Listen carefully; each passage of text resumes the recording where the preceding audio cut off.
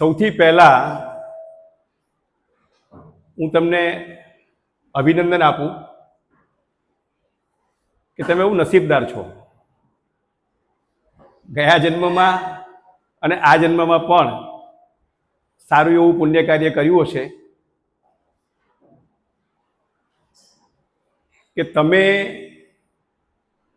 એક શાંત ક્રાંતિ, જે ભવિષ્યમાં વૈશ્વિક લેવલે જવાની છે એવી શાંત ક્રાંતિના વાહક બનવા માટે સિલેક્ટ થયા છો. પરમાત્માએ તમને પસંદ કર્યા છે કે આ જે શાંત ક્રાંતિ થઈ રહી છે એમાં તમે નિમિત્ત બનો. તમારા બધાના મનમાં પ્રશ્નો હશે કે આ શું ચાલી રહ્યું છે. મેનેજમેન્ટ કે એટલે આપણે હાથો પાડીએ જ અને આવીએ તો ખરા જ, પણ એક પ્રશ્ન તો રહે જ કે આટલા ટાઈટ શેડ્યુલમાં પરિવાર સંભાળવાનો, નોકરી સંભાળવાની, સમાજ સંભાળવાનો, એક નવી પ્રવૃત્તિ આપણી શું આવી પાછી. એટલે આજનો દિવસ આપણે સ્પષ્ટતા કરીશું કે અહીંયા શું થવાનું છે, શું થઈ રહ્યું છે. તો બે વિષય આજે હું સ્પષ્ટ કરીશ. એક અધ્યાત્મ ક્ષેત્ર, ગીતા જેનો એક ભાગ છે અધ્યાત્મ ક્ષેત્રનો, અને બીજું સંસ્થા કે જેના દ્વારા તમને આ નોલેજ મળવાનું છે. આ બંનેને આપણે સાથે સાથે સમજીશું. પરમાત્મા આનંદ સ્વરૂપ છે અને આવિર્ભૂત થઈને એમણે આ સૃષ્ટિનું નિર્માણ કર્યું છે. અને પરમાત્માનો હેતુ આપણને સૌને પ્રસન્ન રાખવાનો છે. પરમાત્માએ સૃષ્ટિ નિર્માણ એવી રીતે કરી છે કે આપણે સૌ પ્રસન્ન રહીએ. તો પ્રસન્ન રહેવા માટે સૌથી પહેલી રિક્વાયરમેન્ટ સુખી થવાની. સુખના સાધનો હોય, અહીંયા બેન્ચીસ હોય, તમે બેસો છો, રૂમ હોય, વરસાદ પડતો હોય, તમને વાંધો ના આવતો હોય તો ગમે. તમારે સારું મકાન હોય, એક સાધન હોય અહીં આવવા જવાનું, શાળામાં સારો રૂમ હોય,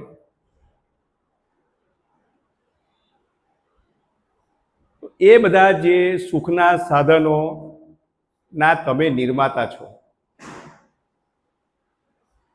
અત્યારે શહેરમાં, દુનિયામાં જેટલા એન્જિનિયર્સ છે, ડોક્ટર્સ છે, ચાર્ટર્ડ એકાઉન્ટન્ટ્સ છે,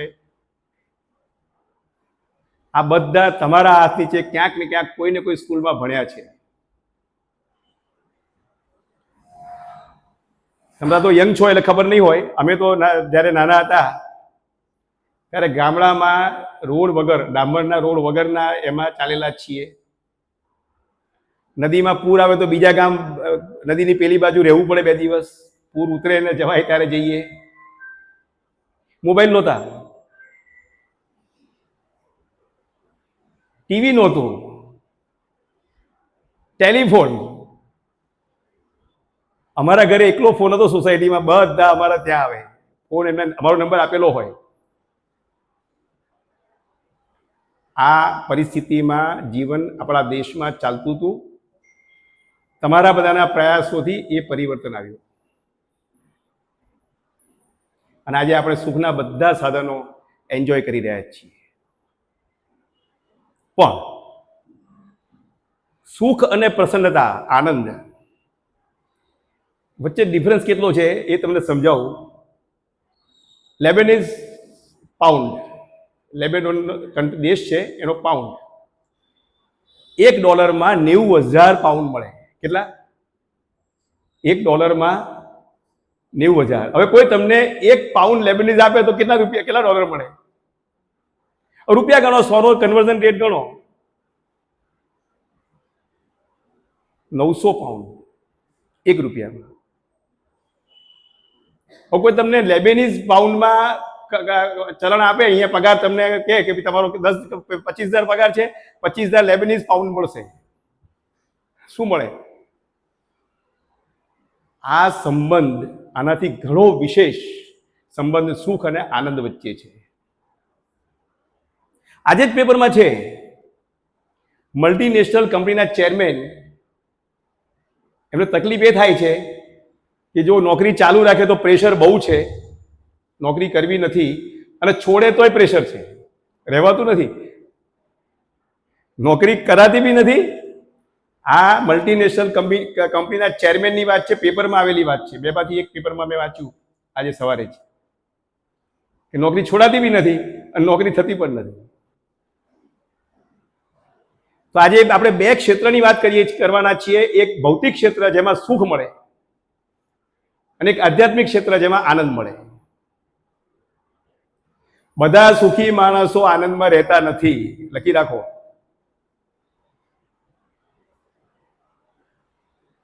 તો એ આનંદ આપતું જે ક્ષેત્ર છે એ આધ્યાત્મિક ક્ષેત્ર, અથવા તત્વનું ક્ષેત્ર છે એ આધ્યાત્મિક ક્ષેત્ર, અને તંત્રનું ક્ષેત્ર છે એ ભૌતિક ક્ષેત્ર. એટલે આ બે ક્ષેત્ર આપણે સમજી લઈએ. એક ભૌતિક ક્ષેત્ર જે તંત્રનું ક્ષેત્ર છે, જે સુખ માટે છે, આપણા શરીર માટે છે, અને એક આધ્યાત્મિક ક્ષેત્ર જે તત્વનું ક્ષેત્ર છે, જે પ્રસન્નતા માટે છે, આપણો મૂળભૂત સ્વભાવ છે.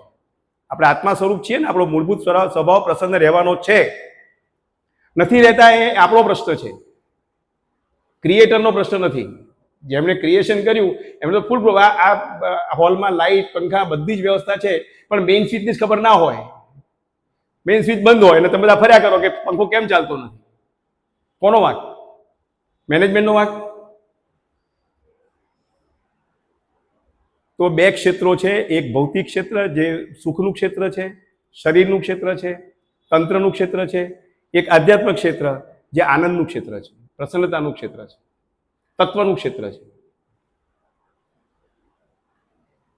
હવે પરમાત્માની કૃપા જુઓ, આજથી 18-20 વર્ષ પહેલા એક પ્રોફેશનલ બિઝનેસમેન કે જેમની કમાણીની જરૂરિયાત પૂરી થઈ ગઈ હતી, they were having enough money to survive, બધા ભેગા થઈ ગયા અને એમને એવું લાગ્યું કે સમાજમાં આટલા બધા, અને એ બધા પાછા દે વેર એન્જિનિયર્સ, ડોક્ટર્સ, અને આ સમાજની વ્યવસ્થા માટે જવાબદાર હતા કે આપણે આટલું બધું સરસ માળખું ગોઠવ્યું, બધાને સુખના સાધનો આપ્યા, લોકો પ્રસન્ન કેમ નથી? તો ખબર પડી કે બે ક્ષેત્ર જુદા છે. હવે આ આધ્યાત્મિક ક્ષેત્ર વિશે જાણવાનું ક્યાંથી? એટલે બે સોર્સ હતા, એક ધર્માચાર્યો અને એક ધર્મશાસ્ત્રો. એ નક્કી કર્યું કે આ બધા શાસ્ત્રોનું આપણે વાંચન કરી લો, સમજી લો, શીખી લો. બધા જ દુનિયાના જેટલા ધર્મો છે મોટાભાગના પ્રચલિત, અને ધર્માચાર્યોને પણ મળ્યા. એક અનુભવની વાત કહું, આ બધા જે ધર્માચાર્યો મળ્યા ને, બધા જેન્ટલમેન છે, બહુ જ સારા માણસો, શ્રેષ્ઠ પુરુષો. એમની વ્યથા જોઈને ત્યારે અમને થયું કે નહીં, આ વિચારવા જેવો પ્રશ્ન છે. અમે એમને પૂછ્યું કે આટલા બધા ધર્મો છે, આટલી બધી વ્યવસ્થા છે, લોકો પ્રસન્ન કેમ નથી? તો કે શશીભાઈ, તકલીફ એ છે કે અમારી પાસે નેટવર્ક નથી. ભૌતિક શિક્ષણમાં નેટવર્ક છે. તમે લોકો ભણાવો છો, તમારે ભણાવવું છે, તમારે શું કરવાનું? ખાલી ક્લાસમાં આવી જવાનું સવારે શાર્પ ટાઈમે, બાળકો તૈયાર હોય, સિલેબસ તૈયાર હોય, ટેક્સ્ટ બુક તૈયાર હોય, તમને બધું મળી ગયું હોય, ટ્રેનિંગ મળી ગઈ હોય, અને તમારે ભણાવવાનું. સો ઇઝી. પણ તમારે જ ટેક્સ્ટ બુક બનાવવાની હોય, તમારે સિલેબસ બનાવવાનો હોય, ટ્રેનિંગ જાતે લેવાની હોય, તો વિચાર કરો, ભણાવી શકો તમે? કેટલા ભણાય? તમારામાંથી કેટલા ભણાઈ શકે કહો મને? ટેક્સ્ટ બુક નથી. કલ્પના કરો, એક કલ્પના કરો કે આખા વિશ્વમાંથી, જેમ આપણે નાલંદા, તક્ષશિલાને બાળી નાખ્યા, એમ આખા વિશ્વની બધી જ શાળાઓ, કોલેજો બાળી નાખવામાં આવે, શું થાય? તો આ જે આધ્યાત્મિક ક્ષેત્ર છે એનો અમને એવું લાગ્યું એક ગ્રુપને કે નેટવર્ક નથી.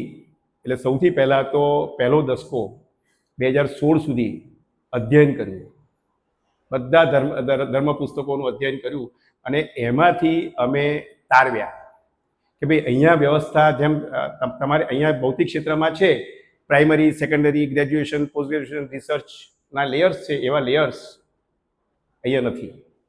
એ ખૂટે છે. ધર્માચાર્યો એમની બધી મહેનત કરે છે. અને એ બી કહી દઉં બધાને કે કોઈએ પોતાનો સંપ્રદાય છોડવાનો નથી. વી રિસ્પેક્ટ ઓલ રિલિજન એન્ડ કલ્ટ્સ. અમે ખૂબ સન્માન આપીએ છીએ, માન આપીએ છીએ. દરેકે પોતાનો સંપ્રદાય જાળવી રાખવાનો છે. આ જ્ઞાન મેળવ્યા પછી તમને સંપ્રદાય સારી રીતે સમજાશે અને તમે સંપ્રદાયને વધુ ઉપયોગી થશો. સંપ્રદાયને તમે સમજશો, સંપ્રદાયને તમે ઉપયોગી થશો અને તમારા સંપ્રદાયને વધુ મજબૂત બનાવશો. એટલે કોઈએ સંપ્રદાય છોડવાનો નથી. આ બધા પુસ્તકોનો અભ્યાસ કરી, ધર્માચાર્યોનો સંપર્ક કરી અને આપણે પ્રાઇમરી લેવલ નક્કી કર્યું અને એમાં 30 વિષયો તારવ્યા. એ બુક તમને આજે અમે આપીશું. એ બધા જ ધર્મ પુસ્તકોના એબ્સ્ટ્રેક્ટ તારવીને પ્રાઇમરી લેવલ સામાન્ય માણસ સમજી શકે એવા 30 વિષયોની બુક તમને આજે આપવામાં આવશે. શાંતિથી વાંચજો. પછી કોરોના સુધી બહુ સરસ ચાલ્યું. ત્યાં સુધી અમને ઓનલાઈનની ખબર નહોતી, ઓફલાઈનમાં ભણાવતા હતા. કોરોના પછી જે 1 વર્ષ ગેપ પડી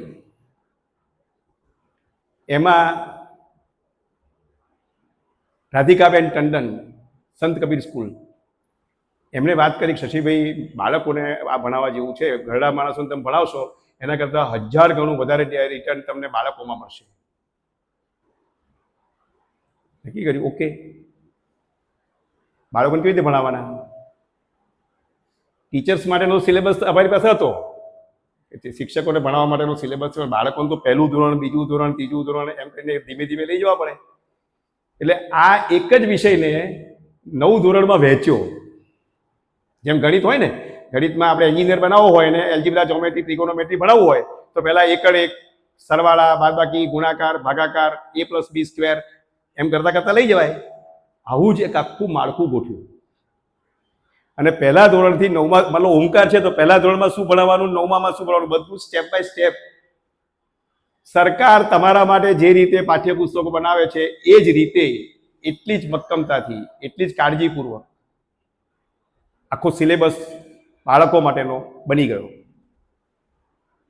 અને કદાચ આવતા શનિવારે ફરતી જ્યારે મળીશું ત્યારે અમે તમને પહેલા, બીજા, ત્રીજાના પાઠ્યપુસ્તકો આપીશું પણ ખરા. આજે તો તમારા ટીચર માટેની જે બુક છે આપીશું.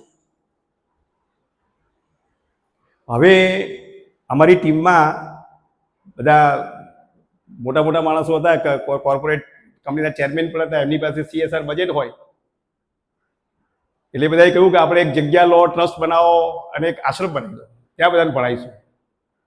એક બીજા ગ્રુપના મનમાં એવું વાંચ્યું કે આ તો તત્વની વાત છે, આમાં તંત્ર છે ને માટે જોઈએ. બાવાભાઈની લંગોટી જેટલી મોટી કરશો એટલું એમાં જ રમ્યા કરશો, તમે ભણાવશો જ નહીં કશું.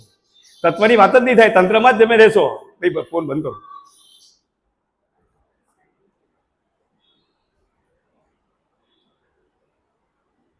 એટલે એવું નક્કી કર્યું કે આ તત્વનું શિક્ષણ છે, આના માટે કોઈ તંત્ર ના જોઈએ.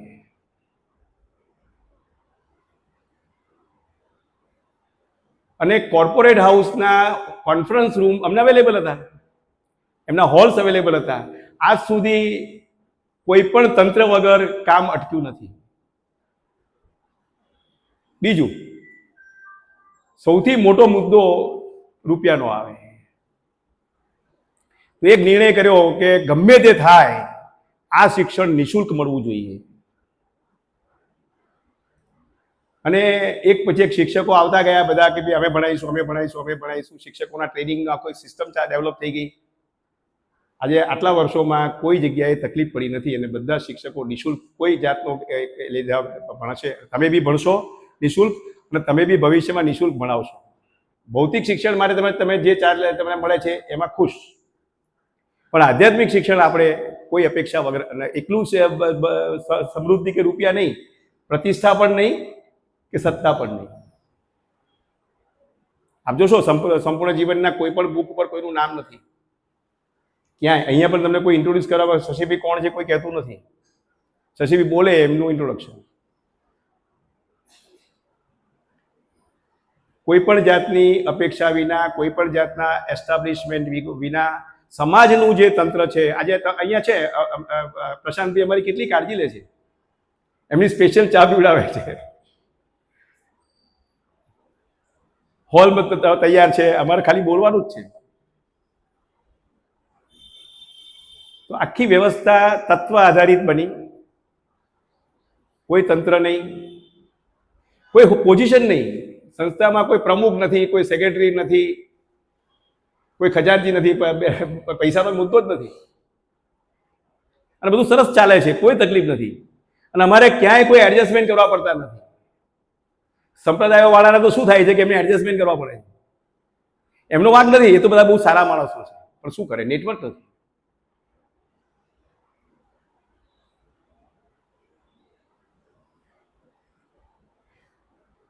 એટલે હવે આપણે શું કરશું, આ આધ્યાત્મિક શિક્ષણ અહીંયા આપણે મેળવીશું.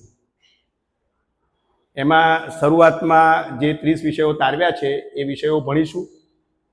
ત્યાર પછી ઉપનિષદ લઈશું, બ્રહ્મસૂત્ર લઈશું, ગીતા લઈશું, આગમ લઈશું, બાઇબલ લઈશું, પુરાણ લઈશું.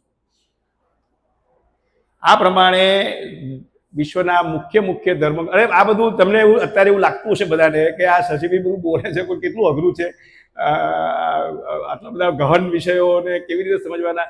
જરાય ચિંતા કરશો નહીં. આપણા ક્લાસમાં યોગ નિકેતનમાં આમાંથી કોઈ આવ્યું છે? યોગ નિકેતનમાં કેટલા રવિવાર? અચ્છા, કેવું લાગ્યું તમને? મને કહો, સાચું જ કહો. બરાબર, તમારી ઇમ્પ્રેશન શું હતી? કે બધું અઘરું હશે એવું હતું ને? બધાના મનમાં એવું છે, અને આપણને એ રીતે સમજાવવામાં આવ્યા છે કે આ બધું અઘરું છે, તમારું કામ નહીં. અમને પણ ઘણા બધા વાઇસ ચાન્સેલરોએ ચેતવ્યા હતા કે શશીભાઈ આ અઘરો વિષય છે, તમે આમાં ક્યાં પડ્યા? પછી ખબર પડી કે આ તો બહુ સહેલો વિષય છે. આપણે ગઈ વખત બી વાત કરી હતી, 1 ટન સોનું અને દાગીનાની વાત મેં અહીંયા દાખલો આપ્યો હતો. કેટલું સહેલું છે. You are all competent 100%. તમારી પાસે અત્યારે જે બેકગ્રાઉન્ડ છે, જેટલું આઈક્યુ છે, જેટલું નોલેજ છે, જેટલું શિક્ષણ છે, એનાથી વધારે જરા પણ આધ્યાત્મિક શિક્ષણ માટે જરૂર નથી. આપણે બધા ભણીશું અને બાળકોને ભણાવીશું. મોટા ભાગે સંપૂર્ણ જીવન બાળકોને ભણાવવાનું કાર્ય ન કરી શકે, બહુ લાંબુ કામ થઈ જાય. શિક્ષકોને તૈયાર કરવામાં આવશે, પણ અત્યારે તુલસીવાડીમાં અમે બાળકોને ભણાવી રહ્યા છીએ. We are at learning stage. પ્રશાંતભાઈ, એટલું સરસ રિસ્પોન્સ છે બાળકોનો, અને 1 વર્ષમાં તો અમે એ બાળકોને સમાજ સામે મૂકીશું કે જુઓ, એ બાળકને બધી પરમાત્માનું સ્વરૂપ ખબર છે, એનું પોતાનું કોન્સ્ટિટ્યુશન ખબર છે, આધ્યાત્મના સિદ્ધાંતો ખબર છે, જેવા આપણા ભૌતિક ક્ષેત્રના સિદ્ધાંતો છે. હું આની આગળ જઉં, એ ના હોય બેરિકેડ તો નીચે પડું, કે પ્રિન્સિપલ ઓફ ગ્રેવિટી વર્ક્સ, ઇલેક્ટ્રિસિટીનો સિદ્ધાંત છે, આ પંખો તમારો ચાલે છે, પાવર ક્યાં જનરેટ થાય છે અને ક્યાં વપરાય છે. આવા જ સિદ્ધાંતો આધ્યાત્મિક ક્ષેત્રના છે. Thank you.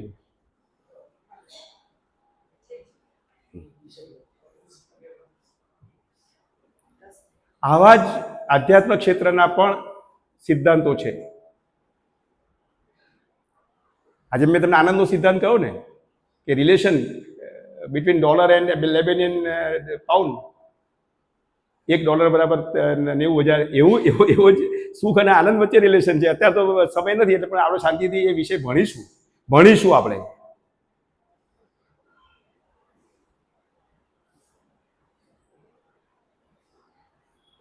એક સમય એવો હતો કે જ્યારે બધાને ડર હતો કે આ શિક્ષણ સ્કૂલમાં આપી શકાય. પણ જે શાળાઓમાં અમે ગયા, એમના શિક્ષકોનો રિસ્પોન્સ, જે બાળકોને ભણાવ્યું એમનો બાળકોનો રિસ્પોન્સ. બાળકો સાહેબ એક પ્રશ્ન પૂછે ને, આમ બધાની આંગળી ઊંચી હોય અને ઉત્સુકતા હોય કે ક્યારે હું જવાબ આપું, ક્યારે જવાબ આપું. એટલે બાળકોને પણ આમાં સહેલાઈથી સમજાય છે. તમે જે બાળકોને આ વિષય ભણાવશો એને જિંદગીમાં બહુ ઉપયોગી થવાનું. અને ભૌતિક શિક્ષણ માટે જેટલા તમને યાદ નહીં કરે, જેટલું માન નહીં આપે, જેટલી તમારા માટે લાગણી નહીં દર્શાવે, એનાથી 1000 ગણી વધારે તમારા માટે આ આધ્યાત્મિક શિક્ષણ માટેની લાગણી હશે.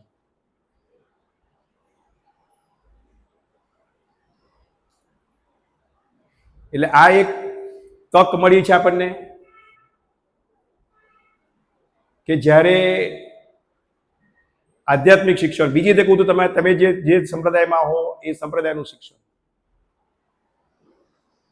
તમને એકડ એકથી લઈને એલ્જિબ્રા જ્યોમેટ્રી સુધી, ક ખ ગ થી લઈને પેરેગ્રાફ સુધી, એસે રાઇટિંગ સુધી, બુક લખવા સુધી નું આખું શિક્ષણ તમને મળશે. અને તમે એ શિક્ષણ બાળકોને એ રીતે આપશો, એનાથી શું થશે, પરિવર્તન શું આવશે એ તમને કહું. અત્યારે તમે બી મા બાપ તો છો જ બાળકોનો, અમે બી ગ્રાન્ડફાધર છીએ. બાળકોમાં જે પ્રશ્નો અત્યારે દેખાય છે, એડિક્શન, એમાં એબ્રપ્ટ ચેન્જ આવશે. એબ્રપ્ટ એકદમ. વેલ્યુ એજ્યુકેશન આપણે ભણાવીએ જ છીએ, પણ વેલ્યુ એજ્યુકેશનમાં ડૂઝ એન્ડ ડોન્ટ્સ છે. આપ તો બાળકોને ભણાવો છો, આપને અનુભવ છે, અમે જે અનુભવ કર્યો, ડૂઝ એન્ડ ડોન્ટ્સમાં બાળક જલ્દી તૈયાર થતો નથી. પણ જ્યારે એને સાયન્ટિફિકલી સમજાવવા આવે છે કે આમ છે, આમ કરીએ તો આમ થાય, અને તારી જાતે નક્કી કર, સાહેબ એ દિવસે પરિણામ મળશે. આધ્યાત્મ ક્ષેત્રમાં ડૂઝ એન્ડ ડોન્ટ્સ નથી. આધ્યાત્મ ક્ષેત્રમાં વિજ્ઞાન છે, આવું કરીએ તો આવું થાય. અને એ જ્યારે બાળકને એક વિષય સમજાઈ જશે, પોતાનું સ્વરૂપ સમજાશે, પરમાત્માનું સ્વરૂપ સમજાશે, તો એ બાળક પછી અમલમાં મૂક્યા વગર રહેશે નહીં. એને અમલમાં મૂકવા માટે આપણે પ્રયાસ નહીં કરવો પડે. અને એનો લાભ ભૌતિક શિક્ષણમાં મળશે. એની કેપેસિટી, ગ્રાસ્પિંગ કેપેસિટી, જ્યારે એના મનનું નિયંત્રણ થશે, એ તમે ધીમે ધીમે ટ્યુન કરવાના ભણીને, ત્યારે એ સહજ રીતે વિષયને આત્મસાત કરતો થશે. અને તમારી સ્કૂલનું પરિણામ જે ભૌતિક શિક્ષણમાં આવે છે એના કરતાં ઘણું બધું વધારે સારું પરિણામ આ શિક્ષણ મેળવ્યા પછી ભૌતિક શિક્ષણમાં જ આવશે. That will be additional benefit. બરાબર? તો આપણે સૌ તૈયાર છીએ. હવે તમને કોઈ સંસ્થા વિશે કે આધ્યાત્મિક ક્ષેત્ર વિશે કોઈ પ્રશ્ન હોય તો કહો. મેં શક્ય એટલો સરળતાથી સમજાવવાનો પ્રયાસ કર્યો છે. બે ક્ષેત્રો જુદા છે. તમને કોઈ આ વિશે પ્રશ્ન છે, આધ્યાત્મિક ક્ષેત્ર વિશે કે સંસ્થા વિશે કે જાણવું હોય તો?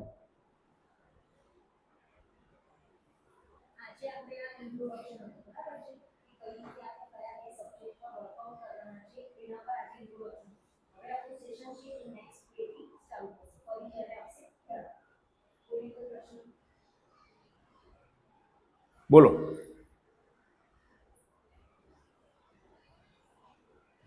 લો.